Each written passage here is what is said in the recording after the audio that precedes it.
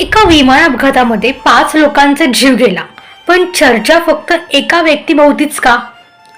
28 जानेवारीला झालेल्या भीषण विमान अपघातानंतर आपण सगळ्यांनी वेगवेगळी विश्लेषणं पाहिली, काही तार्किक आणि काही अतार्किक सुद्धा. पण या सगळ्यात एक गोष्ट शांतपणे हरवली, त्या अपघातात गेलेले बाकीचे 4 जीव.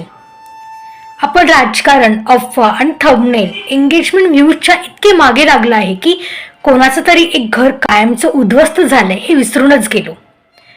आजही जेव्हा अजित पवार जिवंत आहेत अशा थंबनेल्स आपल्या फीडवर येतात, तेव्हा फक्त आपणच नाही तर त्या अपघातात गेलेल्या प्रत्येक व्यक्तीच्या कुटुंबालाही ते जखमेवरचे मीठ वाटत असेल.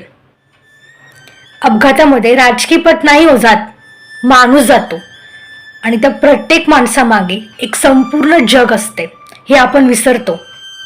आपण खरंच माहिती देतोय की फक्त सनसनाटीच्या मागे धावतोय किंवा पाहतोय? एकदा स्वतःला विचारून बघा, आपण माणूस म्हणून कुठे चाललो आहोत?